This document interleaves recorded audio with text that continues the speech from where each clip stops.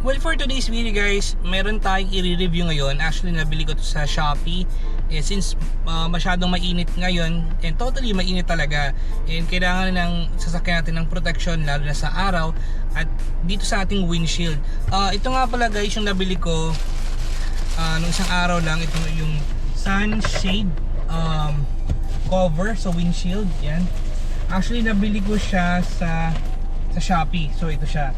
Kung mapapansin nyo guys, hindi nyo na ako makita. So kung mapapansin nyo guys, para siyang malaki, pero pag ilalagay mo siya dito sa windshield, hindi siya ganun totally na malaki. So maliit lang siya guys. So ganito siya guys. So hindi siya talaga yung cover na cover. Yan, hanggang dyan lang siya sa baba. Ayan, maikli lang siya. Siguro hanggang ganito lang yan. Hanggang ganyan lang siya guys. So yung totally hindi niya makakover yung buong ganito. So yan. And advice ko nga sa inyo guys, sa mga gustong bumili ng ganito sun shade protection para sa ating mga windshield, much better kung pumunta na lang tayo sa mga auto store or sa mga accessories ng ating mga sasakyan. Kung gusto yung makita yung actual talaga na ganito para sa cover na ating windshield, since sobrang init guys, kailangan natin ng protection para hindi masira yung ating dashboard, and syempre sa wiper na rin.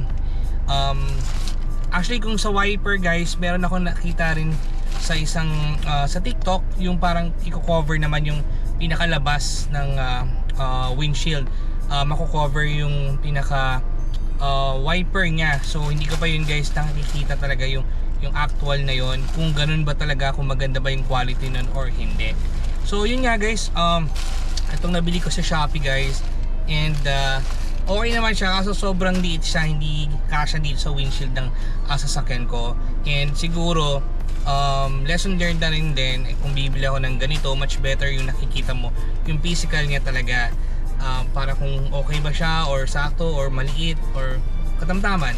So yun guys, sa mga bibili ng mga accessories lalo na sa mga online, make sure check nyo muna din yung reviews. Although na check ko naman yung reviews, and hindi ko lang sure kung yun yung feature na pinost dun mismo sa store nila, yung fit talaga sa windshield ng kanilang sasakyan. So yun guys, and ang tagal ko rin hindi nag-vlog. Ngayon ako nag-vlog ulit, siguro mga 1 month na. Kwento ko na sa next video kung ano nangyari. And yun guys, sa mga gustong bumili ng ganitong protection sa ating windshield ng sasakyan, much better guys, pumunta kayo sa mga car accessories or any store na nakikita nyo talaga yung physical na accessories na babagay sa ating mga sasakyan. So yun guys, and I hope you like this video. And kung bago pa rin sa channel ko o napadaan sa channel ko, don't forget to like, share, subscribe, click mo na yung bell para lagi update sa mga videos ko. Thank you for watching, and see you in the next vlog. Bye!